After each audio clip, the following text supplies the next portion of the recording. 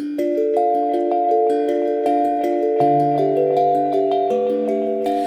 everyone, and welcome back to the Neurodiverging Podcast. My name is Danielle Sullivan, and I am your host. I hope everyone is doing wonderfully today. I am very excited to be back with you. We are going old school today with a podcast with just me. I love interviewing guests. It is wonderful to get the wealth and depth of experience that all of my guests bring to this podcast, and I have been really honored to have some amazing guests here. But when I started this podcast, it was really just me talking about my experiences with being an autistic adult and being a parent and all those things. And I've had some feedback that maybe some of you would like more of that. So I'm going to do a couple of episodes that are kind of old style, and it's just me talking about my experiences as an autistic adult and in some ways what I've learned and what I've experienced, in the hopes that it can help other people who are in the process of identifying or in the process of learning more about themselves and their families, that I can use some of my experience, and maybe you'll find it familiar, or if you don't, that's fine too.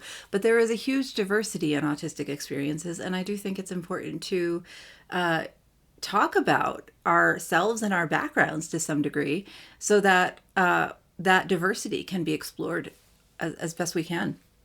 Excuse me. I will also just say that it is pollen central out here in Colorado today. So if there is, not the best vocal quality today, I do apologize. I can do nothing about it.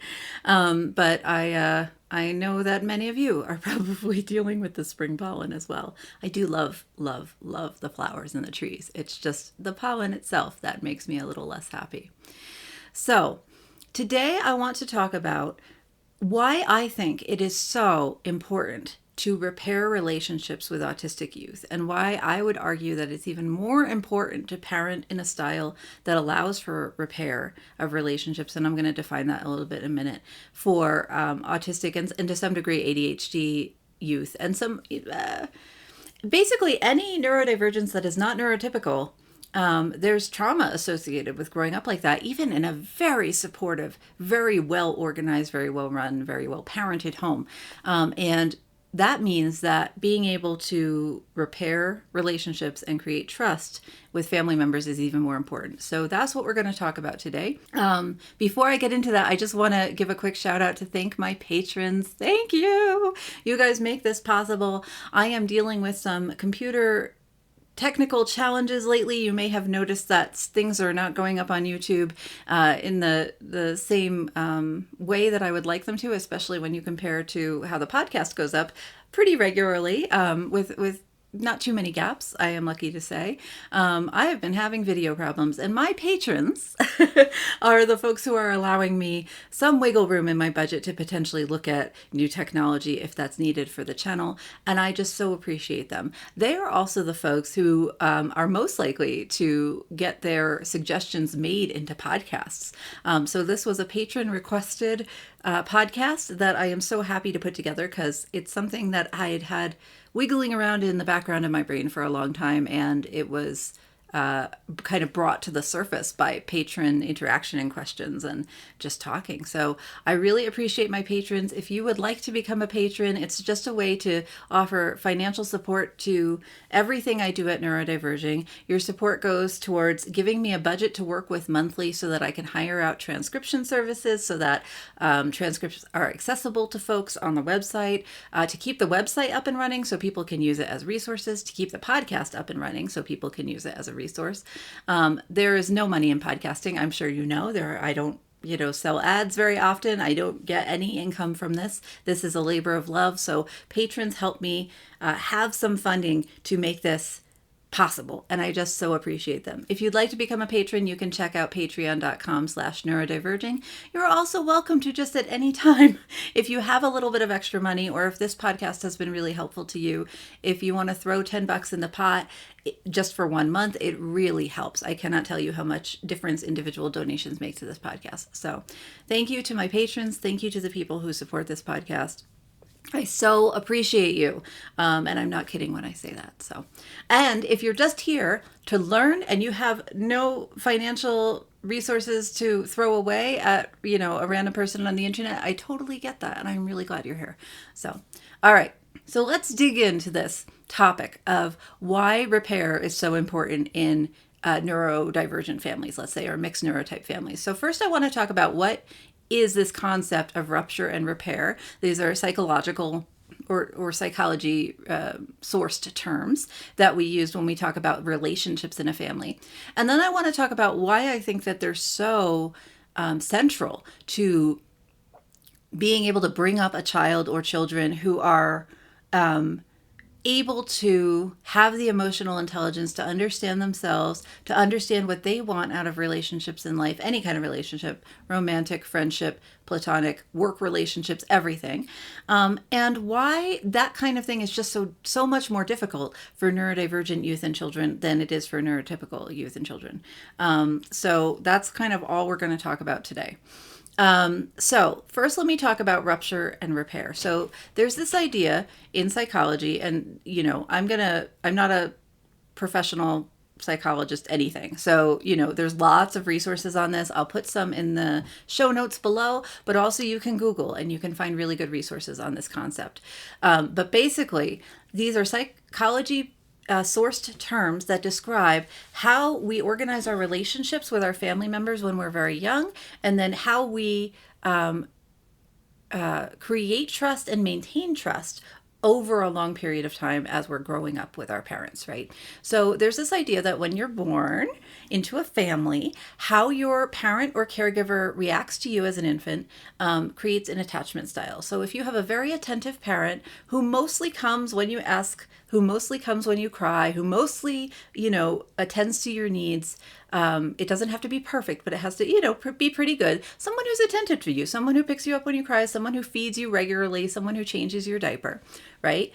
Then you're creating trust between the parent and the child, right? And that trust is the foundation of that growth as you grow up as a child, of being able to trust your parent, to understand that they have your best interests at heart, to be able to solve problems together collaboratively, even through the sort of trials of growing up, to be able to come back to that parent figure as not only an authority, but a loved, trusted individual, right? Now, any relationship between parent and child, and I'm just going to use parent as a shorthand, guardian, person they live with, all families are families. But as a shorthand term, parent and child, right? This is a mutual trust that is created over time. So it is not only the child learning to trust the parent figure, but it is the parent learning what the child is like, what the child needs, and being able to respond to the child in a way that creates trust for the parent in the child. So I know that my kid is going to mostly follow the rules and mostly do what I ask, and mostly talk to me if something is wrong, and mostly discuss things that they're not happy about, right? So not just a child who blindly follows what you say, but a child who is part of the process with you, who is communicating with you, who is talking to you, who is explaining what they think the problem is, instead of somebody who is going to turn to maladaptive coping strategies like alcohol, drug use, self-harm, running away, leaving the house with their friends and not telling you where they're going, or even smaller problems like avoiding chores, right? Or giving you sass, right? Talking back to you in a way that's not respectful. So this idea of this parent-child relationship that starts very young and that grows as they grow up too is based in mutual trust. Now, when we talk about rupture and repair, what we're discussing is when something happens, because it always will, when something happens in the relationship that causes a rupture, that causes a break or a break in trust between the parent and the child, right? And it can go in either direction. So you mess up and you yell at your kid, or you mess up and you think you blame them for something that you later find out is not their fault. And the reason you messed up is because you didn't take the time to listen to them, and you didn't trust them, and you didn't hear what they had to say back, right? That is a rupture. That is, you have broken trust with your child and not allowed them their say, and then you blamed them for something, and maybe you yelled. So you didn't handle it properly, right? And your child reasonably loses trust in you. This can also happen in the other direction, right? So your child agrees to be home by 10 p.m. and then doesn't show up till 11, that's a break of trust, right? There's a rupture. And yes, there might be a good reason and you can talk about it, but it's still that there was an established expectation or boundary that was set and it was broken by one party or the other, right? So there's the rupture, okay? Now, repair is how do we fix this? And this is a process of being able to get out of your own emotional state as a parent. Excuse me, there are those allergies. To get out of your own emotional reactivity as a parent and to instead come back to a place of calm where you can hear your child. And as the parent, right, you are the adult. You are the person who is responsible for managing your own emotions, even if your child is not old enough to do so manage their own emotions yet, right?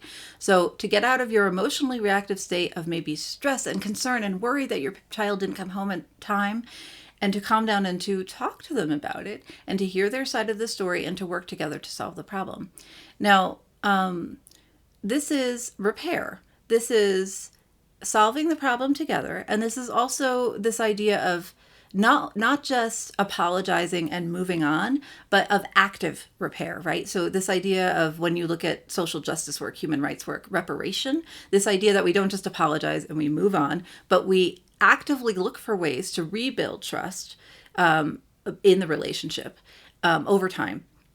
And so in a parent-child relationship, this can be like, it depends on what the rupture was, right? But it can be a small thing where you apologize, you fix the problem, you make sure you understand each other and you move on and the trust is repaired. Or it can be something where if you have a series of boundary violations or a series of ruptures, that it takes longer to rebuild trust, right? We have to repair and repair and repair actively over a long period of time, and we need to maintain that stance of repair. Okay, so that's like a very small and probably a little bit rambly introduction to this idea of rupture and repair in the relationship. And again, I will put better resources down below because I'm not a psychology expert. This is just like, some basic setup for this episode. Now, part of this process of rupture and repair is how attuned you are to your child's needs, right? Now, this can be especially challenging in a mixed neurotype relationship because as we've talked about in earlier episodes of this podcast and on my blog and all these places, communication is different. Communication styles are different. Cognitive styles are different among different family members. And so what you take for granted as a parent as like an obvious thing that everyone should understand or common sense may not be common sense to your child. And that's not your child disrespecting you or not trying their hardest. That's just like common sense is a vastly more challenging thing than most people seem to realize.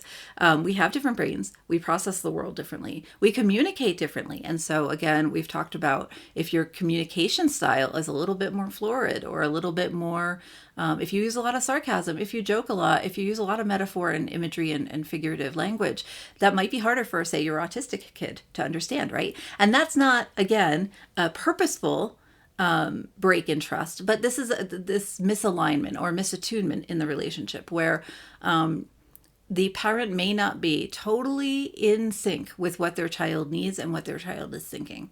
This is not purposeful necessarily. It's not you're doing something wrong as a parent. It's not you are trying your hardest. You can still be trying your hardest and still misattune with your child.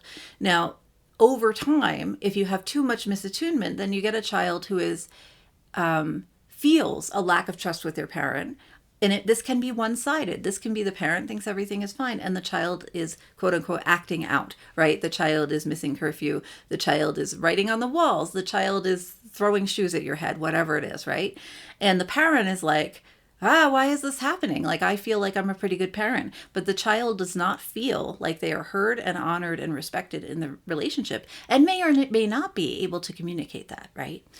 So when you have misattunement over a long period of time or miscommunication, then you have problems in the relationship, right? And we talked about that with Aaron Huey a couple of weeks ago when we talked about, how do we help neurodivergent teens and youth who are in this situation of taking up very negative coping mechanisms that can cause long-term harm if there's not an intervention done, right? So I'll link to that episode below too if you missed that. Okay.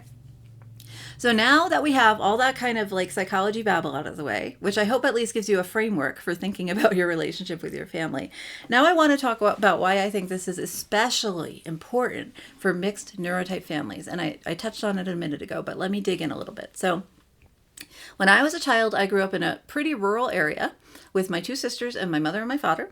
I would say they were like a pretty good family.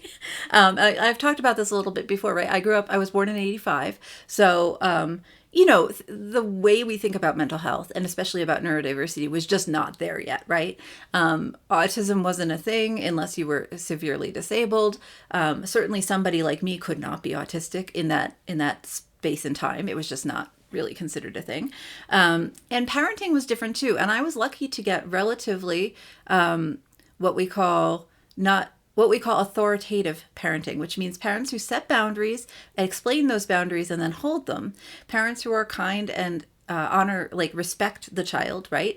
But are not authoritarian, are not giving rules and just expecting you to follow them without defining themselves, and not permissive, not parents who are just letting you run wild, right? So I had what is now known to be basically the best parenting style in terms of child outcome, right? Which children tend to do best as adults, tend to have the best mental health, tend to have better chances at college and at jobs and those kinds of things, right? So just to sort of set the scene for you. Despite having a relatively good upbringing for the time period and what we knew about neurodiversity and things, I had constant problems communicating with my parents. Part of this was scheduling, that they worked long hours. Often they were either not home or they were asleep, or we were with other childcare providers when I was younger, right? Like we did before care at school and after care at school and whatever. But the relationship was there, I would say, with my parents. Like I had a relatively close relationship with my parents. But I was constantly feeling like an outsider at school. I was very depressed and anxious in transitions, which I couldn't identify as a child, but now looking back on it, I'm like, oh yeah, that's what's going on, right? I didn't understand how to structure time at all. I didn't have any systems. And I think this was a mix of, I think parents did try to teach me structures and systems to some degree, but it wasn't like today where you could you would get a tutor, like an ADHD coach or a tutor who specializes, right, in homework. It was just kind of like, just do it. Why can't you just do it? Just do it. So, it's like a 50 to 60%, understanding that I'm having trouble, but not quite knowing the correct intervention for it. So I had a good amount of emotional frustrations when I was a kid. I was relatively depressed. I had a high level of anxiety. I knew that I didn't fit in. I knew that I didn't communicate the way other people communicated. And there were often ruptures of trust with my parents, and especially with my father, who, looking back on it now, is like basically, I don't know how he'd identify, and I don't want to pathologize him, but we have a lot in common. How's that? And so we bounced off each other pretty hard because we had this idea that things had to be done a certain way. We were both kind of an anxious personality. We wanted our routines the way we wanted them. And if our routines did not work together for whatever reason, right, then the parent card would be pulled and they would win, and I would not get the routine that I wanted. So there was a lot of misattunement, right, where the parent was doing the best they could for the child. But for whatever reason, I was not able to communicate how much trust was being broken in some aspects of my life. What this caused in the long term is that I didn't have a lot of emotional intelligence as a child. And again, this was like, the late 80s, 90s, when social emotional learning was not yet a thing. I am so glad it is a thing now. And I had trouble recognizing my own emotions. I had trouble identifying my own emotions. I had trouble identifying other people's emotions. I did not have the communication skills to explain when trust was being violated for me and when I was having trouble. All of this over a long period of time, and my point is that autistic youth, at least in my experience, and I suspect, though I don't have the evidence for this, all neurodivergent youth, because our thinking styles are different, because our assumptions about the world and the way people work are different than neurotypicals, we come out of young adulthood with huge amounts of trauma. And this is compounded for folks who are late identified like me. We do have a lot of research that says the earlier you are identified, the better you're going to be able to integrate that into your personality and the more skills you're going to be able to learn. And so your adulthood chances, again, in terms of mental wellness and some of the socioeconomic aspects of being able to go to college, being able to get a good job, being able to own a home, like all these kinds of things are higher when you're identified earlier, right? So for my generation and many people now who are still not identified young enough, right? We've talked about this, that there's racial disparities, there's gender disparities, there's certainly disparities in nationality. We come out of our childhoods, even with good parents, we come out of our childhoods with huge amounts of trauma. We are not understood. We can't explain all the ways that we have been harmed to other people because we may not have the communication skills and we may not understand it ourselves. And again, I didn't understand this stuff until I was identified at 34 and really started doing this heavy work of processing what I'd been through. Okay. Now, if I haven't had this amount of trauma coming from, honestly, a pretty good family experience, right? How many people just like me are out there who did not have, enough money growing up, who did not have a home that they lived in by themselves? I had my own room, right? How often does that happen? People who don't have my mother was for a very long time a nurse. Both of my parents have master's degrees and one of them now has a PhD. So we were from a very highly educated family, which gave them access to resources that folks who are not from highly educated families do not have, right? So there was a lot going on that was of benefit and of privilege to me. So if I had all of these privileges, is my point. If I had all of these privileges, and I know so many people who are just like me, who led highly privileged lives in some ways, and we still come out of that with huge amounts of trauma related to all of the challenges we have growing up with a different brain. If I can be traumatized, then everybody else is 50 times more traumatized than me. Okay. There's just, I don't know how else to say it. And this is not counting people who are subjected to deeply violent lives. I read a study very recently that 90% of autistic women report sexual abuse and rape in their background, right? That is a staggering statistic. And it might be even higher than that because a lot of us are nonverbal and a lot of us are not going to report. We have to deal with a lot living in a neurotypical society. Okay. Now, if you are a parent now, right? So I've forgotten. I think I'm about to be 37. All right. So there's my age range for you. If you are parenting now, and when I think about parenting my kids now, obviously we have a lot more resources now. We have a lot more information. The internet is a thing, right? But we are also bombarded with information daily. Your kids, especially, well, regardless, but especially kids who are in public schools, who are perhaps on IEPs and 504s, who are struggling to fit in, who are struggling to communicate to their teachers what they need. You as the parent are struggling with their teachers to communicate what they need, and with the principals and with the school boards. And, we had Suzanne DeMali on talking about trying to get support for her son with auditory processing disorder. So not even, that's still a neurodivergence, but without as many of the communication concerns as autistic people tend to have. And a lot of us are auditory processing disorder people too. So my point is that we are still fighting to be heard, to trust our teachers, our parents, our siblings, our friends. And we are still learning that we cannot trust people because people don't understand autistic communication styles. People say they're your friends and then they're not. Your boss says he'll promote you. That promotion will never come through. Neurotypical people lean on aphorisms, sayings that we want to take as truth that are not, they don't mean it as truth, but we neurodivergents might take it as truth, right? There's huge communication gaps is my point, even among people who are doing their very best, right? So your child is up against a lot as a neurodivergent child in the world we have today.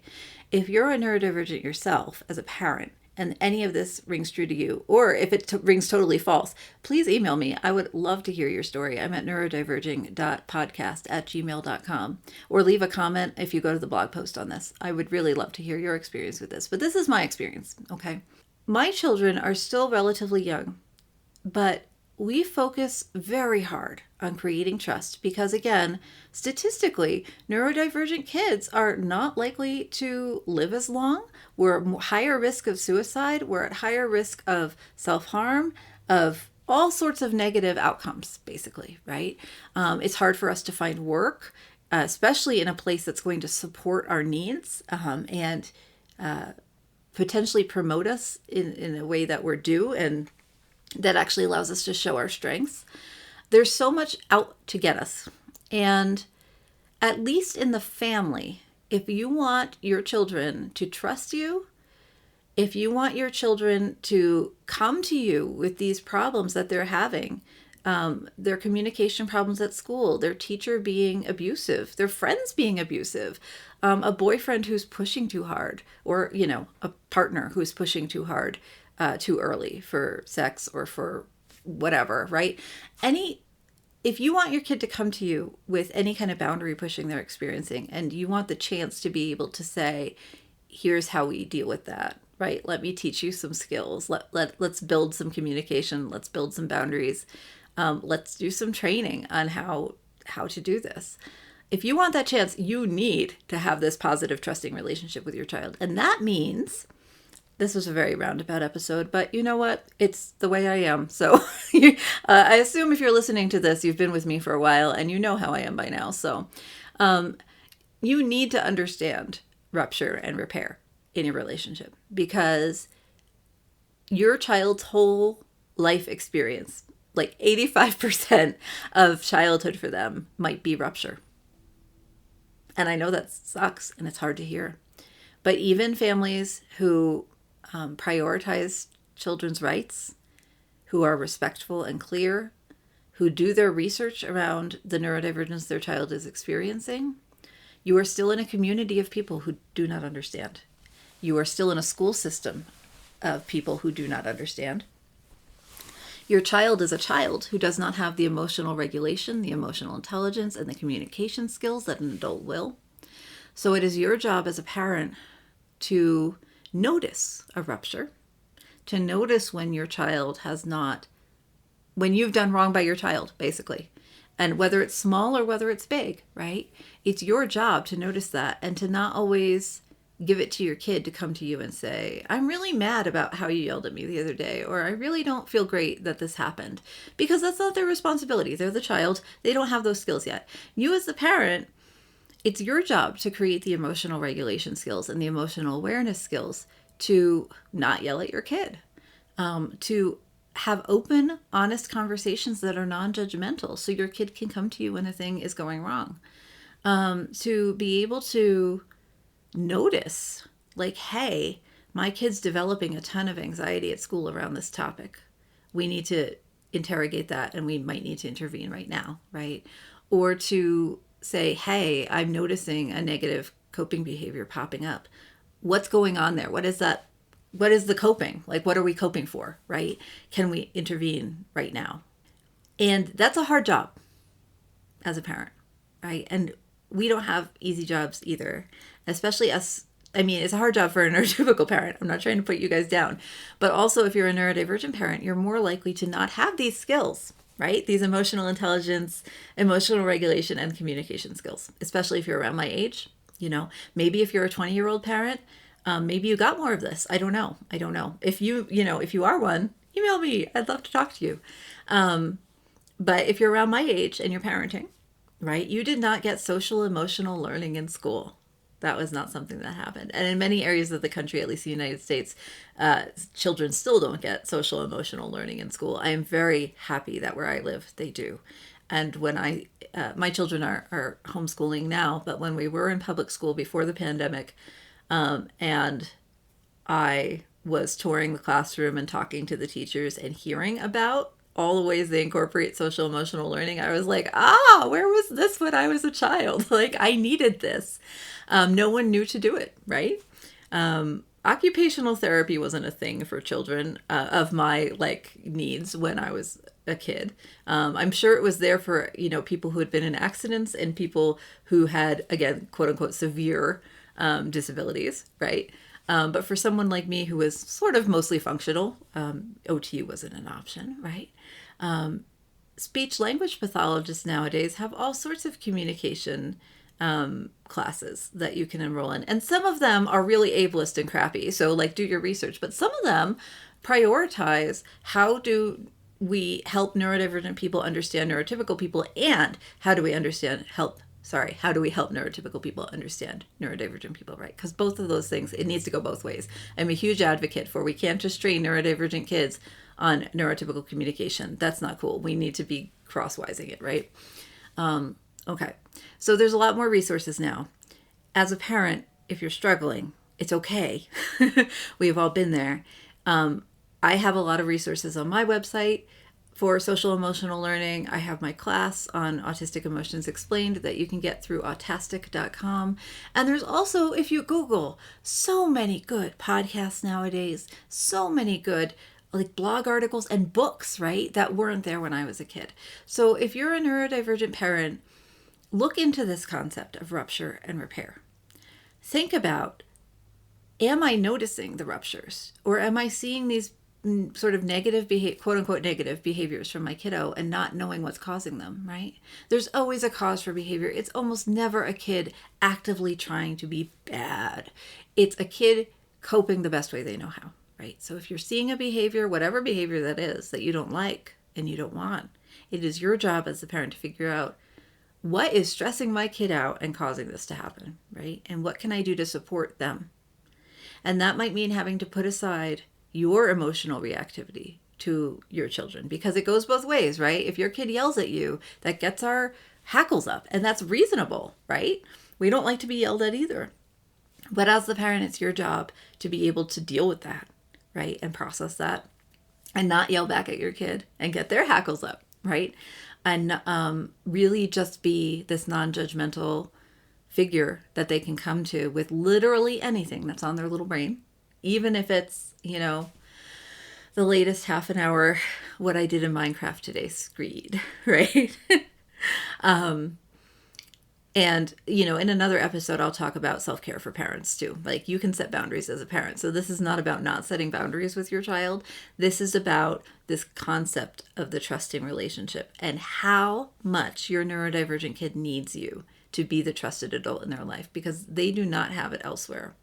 Even with other neurotypical folks that they really love, even with their aunts and their grandparents and your best friend and the kids across the street, communication styles are inherently different.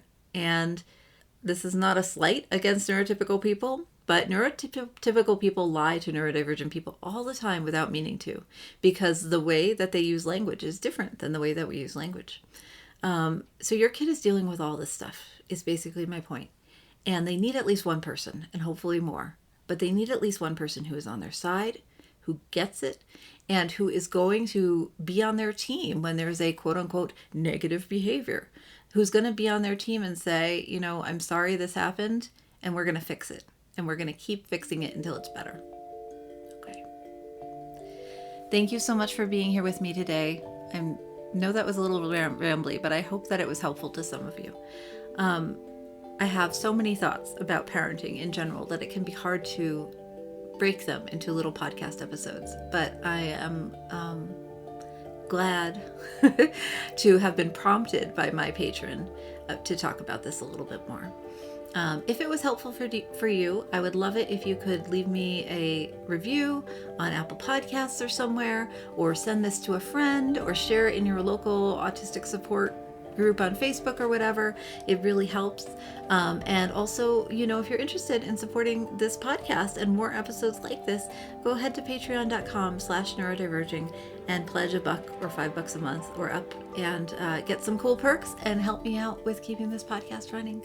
Thank you so much for being here with me today. I really appreciate it. And please remember, we are all in this together. Bye.